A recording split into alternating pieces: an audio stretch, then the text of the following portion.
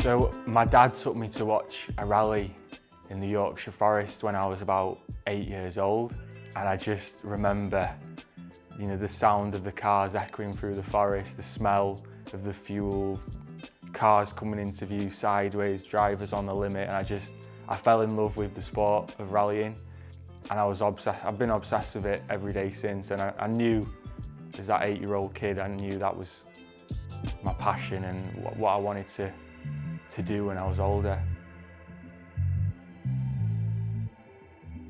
My first experience of driving was in fields, in little old cars, and then when I was 15, my dad helped me start in the sport. We bought a little Citroen C1 from a little old lady, turned it into a rally car, put the roll cage in, the seats, proper rally suspension, and then entered the British Junior Championship.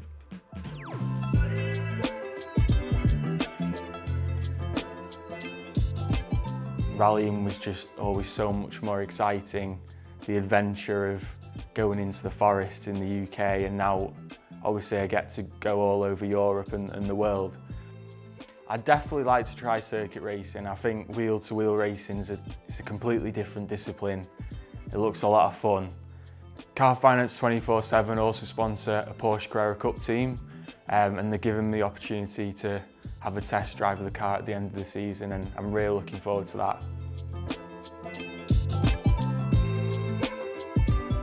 My favourite rally is Rally Monte Carlo because it's the most challenging, prestigious rally in the world. It starts in Monte Carlo in Casino Square, and then it goes up for 3 or 4 days competing around the Alps.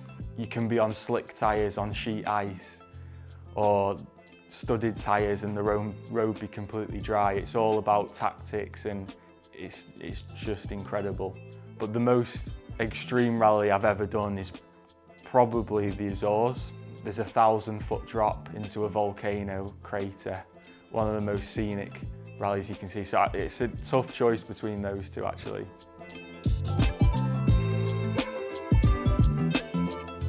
My worst rallying moment was my crash in Greece. It was a relatively small mistake. I just got confused with a pace note, and by the time I realised, I managed to scrub quite a lot of speed down, but we just tipped over. It's one of those things in this sport. It can be a brutal sport, and it's not deterred me at all. The best memory of my career was when I won the European Rally Championship in 2019. We left it until the very last stage of the last rally of the season in Hungary.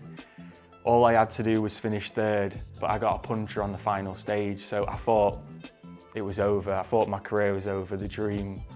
And it was just the most crazy moment, because then my main rival for the championship, we quickly found out he'd also had a puncture, but he'd stopped to change it. So he dropped down in the standings as well, but we still didn't know who'd won the title.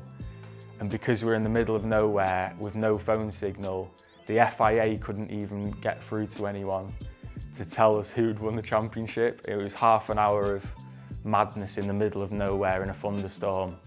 And finally we got the news that I'd become the first British winner of the European Rally Championship in 52 years, and definitely the proudest moment of my life.